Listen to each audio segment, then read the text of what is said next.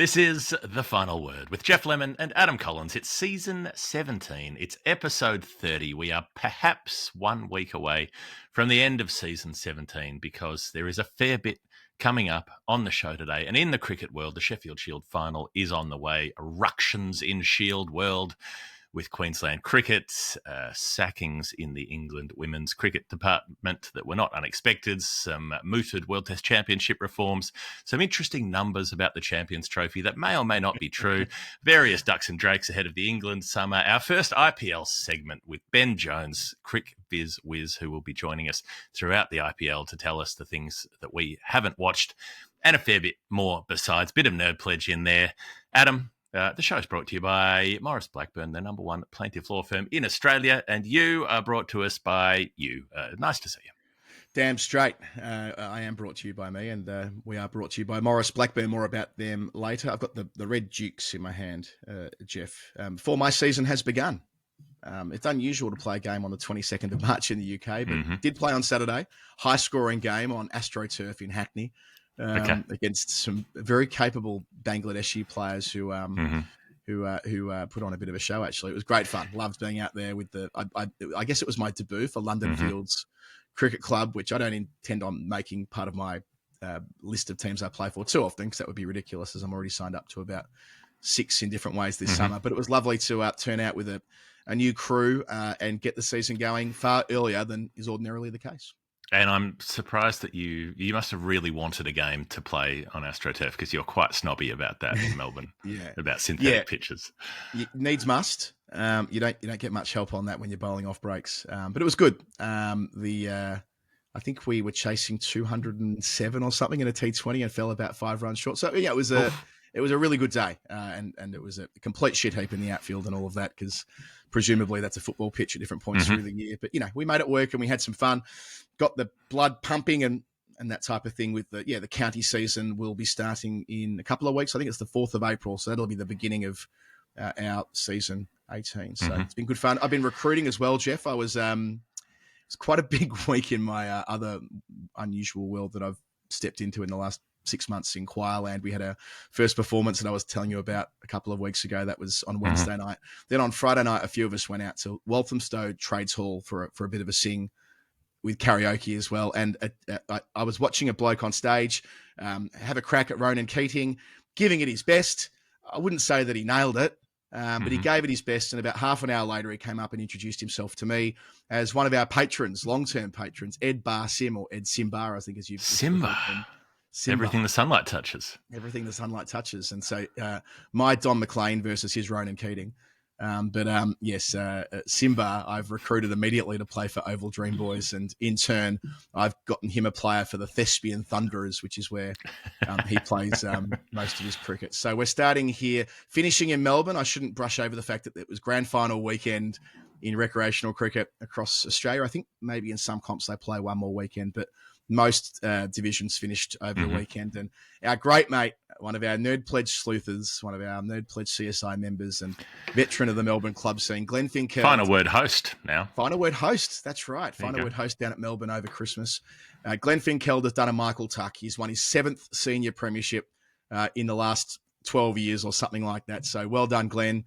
Took a couple of important catches when defending 180-odd for Hampton. And Tim Vermello, who was back and forthing with me on Sunday morning saying, grand final, we're top of the table. We might get through and win the flag because it's raining in Brisbane in warehouse cricket, that comp that we've talked about a little bit on Storytime. But unfortunately, they did get on and they did lose. So beaten after finishing top of the table, which is never nice for Tim. But congrats on the grand finals and premierships for all of our listeners who've been part of that over the weekend. Yes, it was a big day. The big day not out happened as well in Melbourne pub cricket. I'll come to that when we get to the Nerd Pledge segment. The Sheffield Shield final is coming. Things panned out roughly as we predicted they might, because we were talking on last week's show partway through the matches and pointed out that given Victoria didn't get any bonus points from their batting performance, being bowled out for under 200 in the first innings, they couldn't get through even with a win as long as Queensland hung on for a draw. In the end, Queensland didn't have to hang on because South Australia didn't make them hang on. South Australia opted for batting practice. They'd made 600 and something in the first innings and then just batted on to 250 for 5 on the last day. And it was an interesting quirk where South Australia basically had the choice as to who would they like to play in the final. You know, the team that you've just racked up 900 runs against for the loss of about 9 wickets, or, you know, had they tried to beat Queensland, that would have then opened the door for Victoria to come through and qualify. So South Australia had the choice, dealer's choice. They've got the home final and they've chosen the Maroons. The only quirk in that was they didn't get a full day's play in, so it would have required something ridiculous. I think they were 70-odd for 2 at stumps. They would have needed to set the game up for Queensland. And as you say, they elected not to. And 100 for Jason Sanger, timely unbeaten century ahead of that Shield decider at the same ground against the same oppo at Karen Rolton starting on Wednesday. Yep.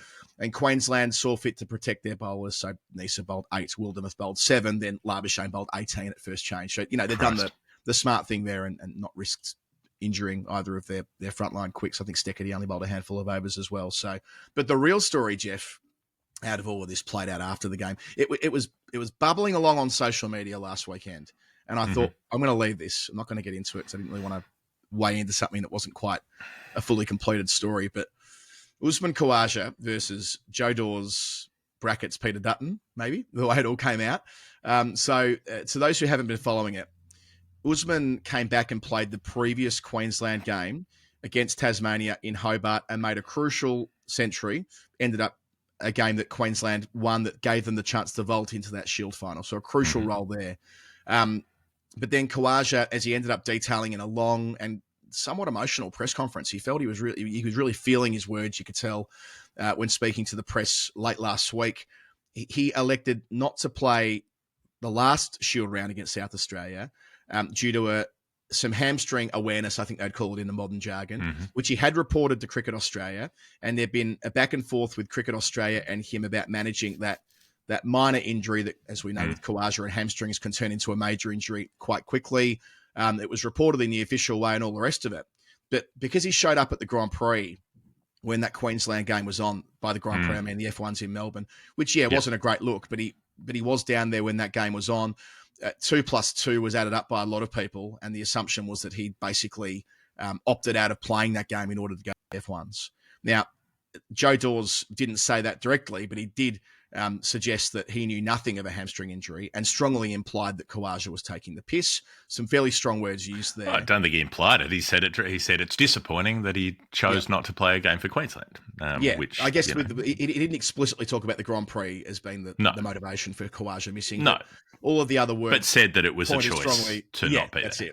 That's it. So I'm not trying to undermine what Dawes said. It was a most unusual thing to say about one of your senior players who has represented Australia with distinction, long-term former captain of the Bulls as well. So that all happened earlier. It prompted Khawaja, who said himself he wasn't going to talk about it publicly. He was going to deal with it in-house and resolve things however they resolved themselves, acknowledging there's now a Shield final to be played in a team that he's going to be in on Wednesday, which adds to the drama of all of this. But that presser was something else from Khawaja, detailing all of the back and forth with him and the physios around the hamstring and the context of it, and choosing to play in Tasmania when the cyclone was potentially going to affect his family in Queensland. That was also part of this. And his wife insisting that he plays for Queensland to give something back to the state that's given so much to him. So that was part of the conversation as well. The way in which he characterised Dawes and saying that he doesn't anticipate getting an apology from Joe Dawes, the Queensland coach, at the end of all of this, saying that he's not the coach. Johan Berthas the coach, but Dawes is running the high performance. Sorry, that's what I mean. So the head honcho of Queensland cricket. He didn't anticipate getting an apology from him because, as he said himself, he used to work for Peter Dutton, or he's Peter Dutton's mate, or something like that. And Dutton hasn't got a history of apologising. I thought that was quite a funny little drive-by on the way through. But I think that also is part of this, Jeff. Not Dutton specifically, but Khawaja has become increasingly a political figure. He has put his head above the parapet a number of times, subject to lots of criticism online. And I guess he would know, having been in the public domain for as long as he has, that if you are going to get involved in this, it's going to be fairly messy. And I do wonder the extent to which, it being Khawaja and being someone who has been so out there, that there was a greater ease at him copping some volleys back his way, which led towards this being a very public thing. And that there is, or often has been, this sense of Khawaja taking it too easy. You know, there's always been that slightly racist stereotype that he's lazy or doesn't put the effort in and that kind of thing. And that sits quite comfortably with, oh, well, he sacked off the Shield to go and watch the Formula One, which wouldn't have been that great a weekend anyway. Go and sit in the rain for a few hours and get your eardrums blown off. It's a strange one. I think the other part that was strange to me was Khawaja detailing the communication. So he's talking to Cricket Australia about his injury and their physios, but then he's saying, well, I sent a text to Berto, to the Queensland coach. And I mean, I think it's strange that there isn't a more formalised line of communication from Cricket Australia to the States that is something more like a form of communication that you know is going to get through. That's not an email or a text message. Like, I think we live in this weird text message kind of culture.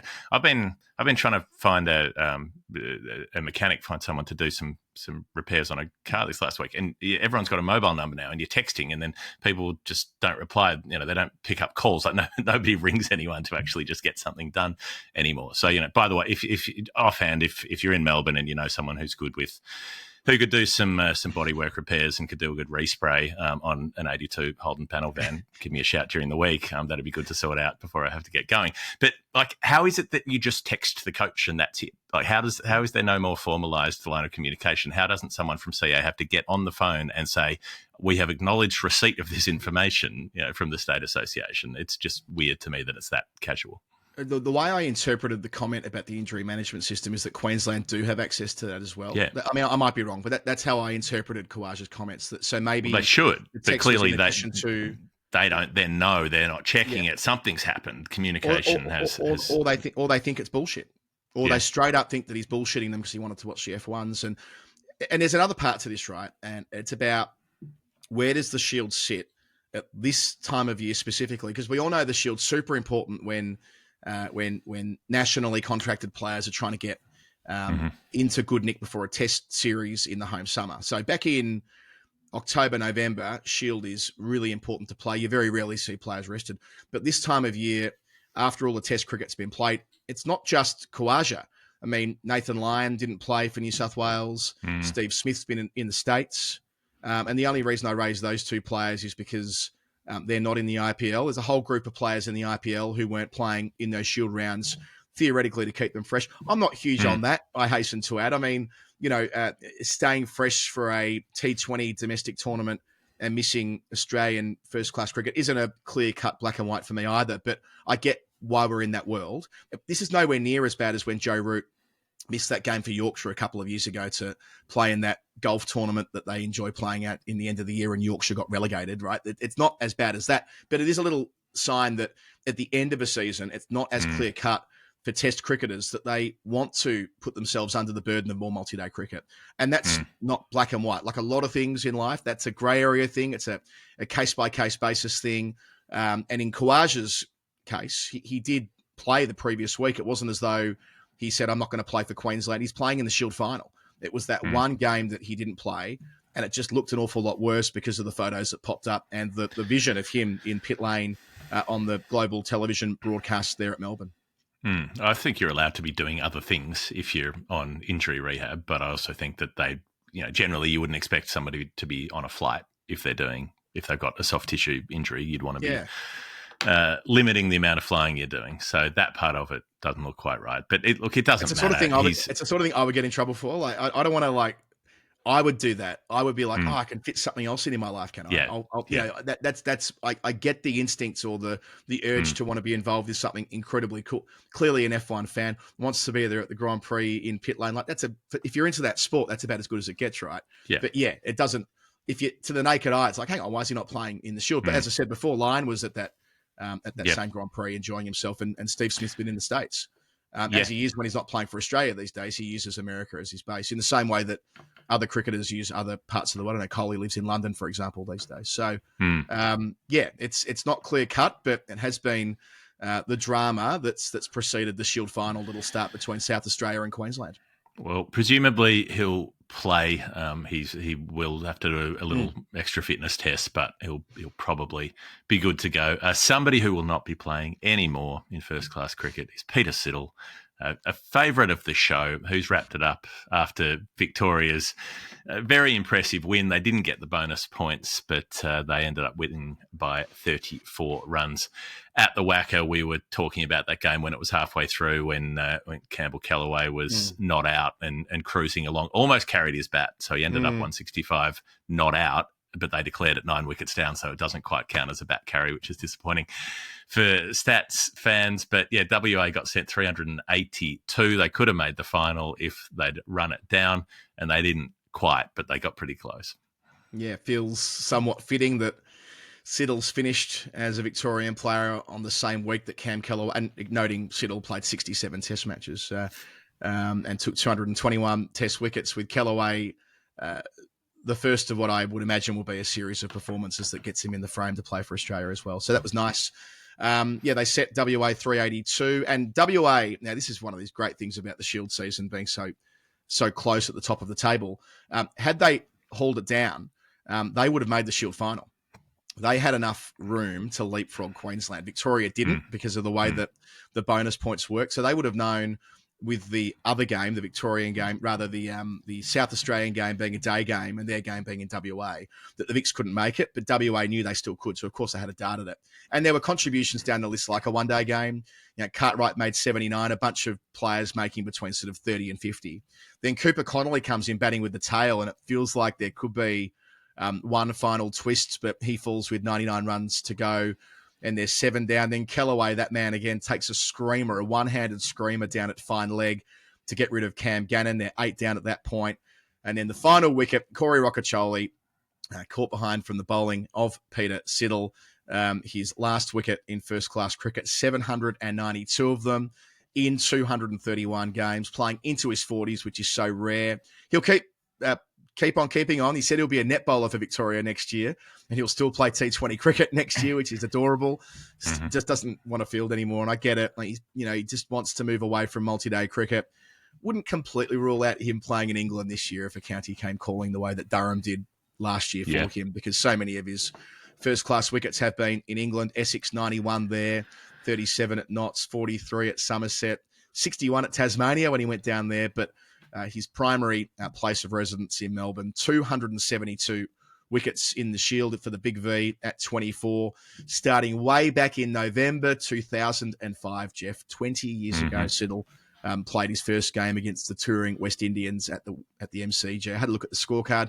Devon Smith was his first wicket. So it was a great moment with Siddle handing over the ball to a fan in the crowd and receiving that guard of honour from both teams. And, mate of the show. We've loved what he's done for Australia, for Victoria. In my case, playing against him when we were 15 or 16 or whatever it was. And, the true end of an era. Yeah, he's somebody who we'll miss, because he got around with a massive grin on his face, even though he was pretty fired up, particularly in those early days playing for Australia at difficult times. So he goes out that way.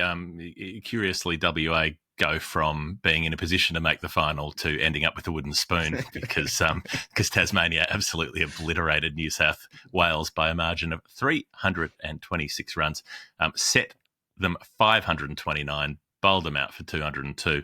Maybe the best bit for New South Wales was that Sam Constas made a relatively conventional score, 68 from 117 balls. One would imagine there wasn't that much scoopering going on. Kuhnemann takes another 5-wicket bag in a significant first-class cricket summer, including the test matches for him, where he was vital on that test tour and then had his action tested at UWA.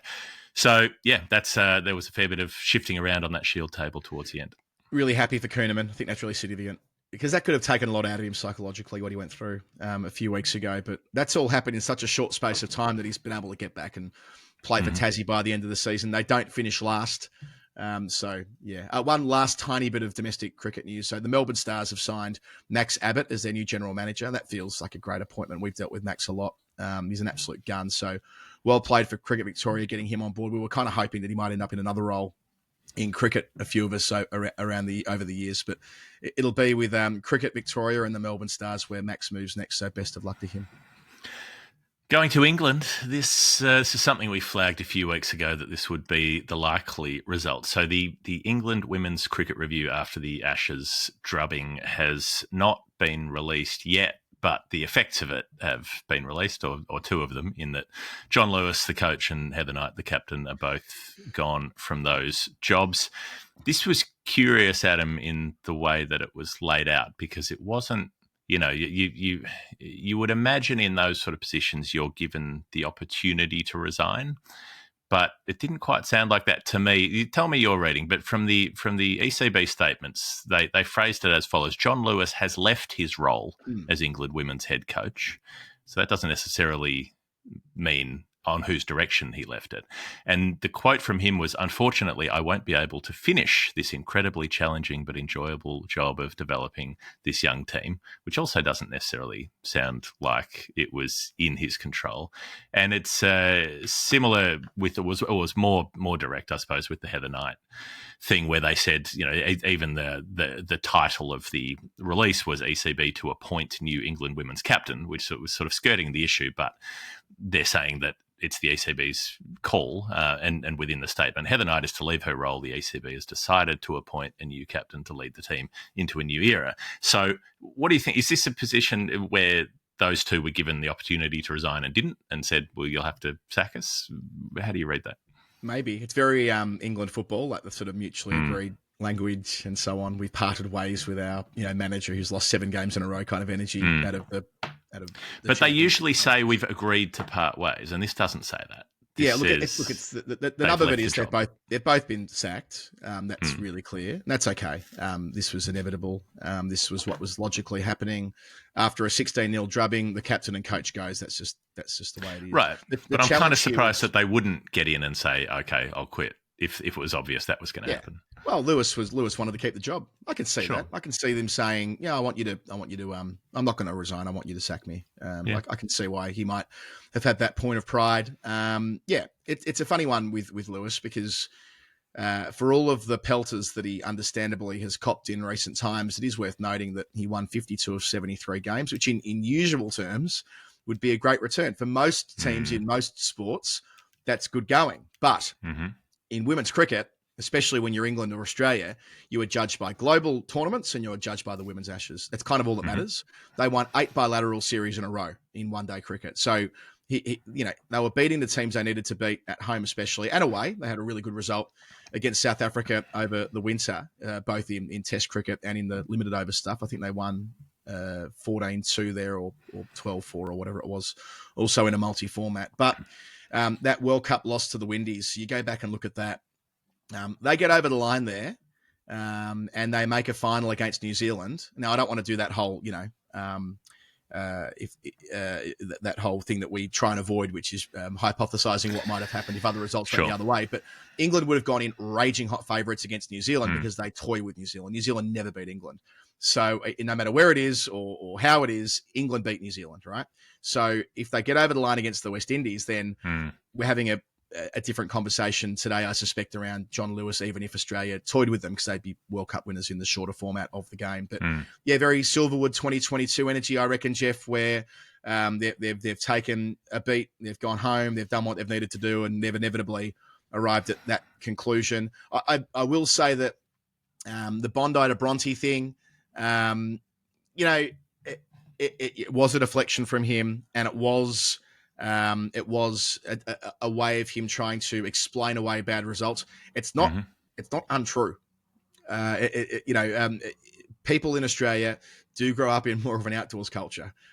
We are blessed to do that. I see it here firsthand, getting to watch, admittedly only little kids, but how much more time we spent outside as kids, Jeff, compared to over here. So that wasn't not true. That Australia, we are blessed to have the opportunity to be outdoors more of the year. And to therefore probably have greater opportunities to pick up sports at the younger age, blah, blah, blah. But the way in which he said it at the time, I mean, it became such a parody point through the latter stages of that Women's Ashes that he was on borrowed time when the results got worse and worse as they went through.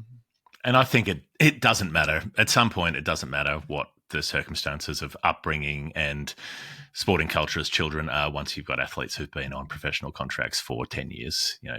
That's your job is to play cricket well. So I think the framing in those ECB statements was a little...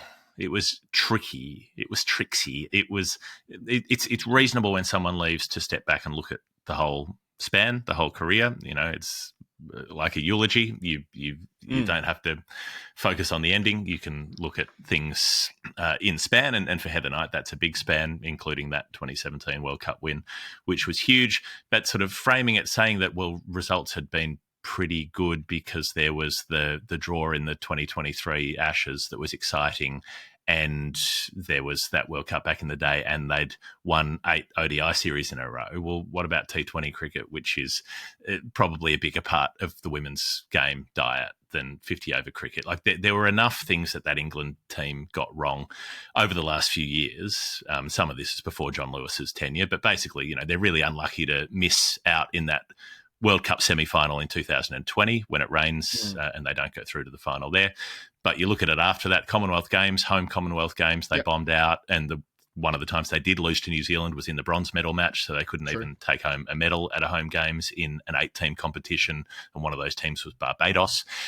They lost to South Africa in the T20 World Cup semi before the most recent tournament, which was an opportunity blown there to go into a final. They talk up the Ashes draw, but that's after they went 6 points down straight out the gate because they lost the test and then lost the first of the white ball games.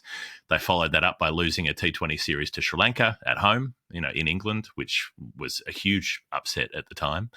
And, they lost matches to like one of the worst New Zealand teams going around in early 2024 when New Zealand were getting absolutely smashed. They lost a T20 to Ireland. They lost an ODI to Ireland during that tour over there. And then they miss out on the semi-finals. They don't even make the semis in that next T20 World Cup with the West Indies loss you talked about.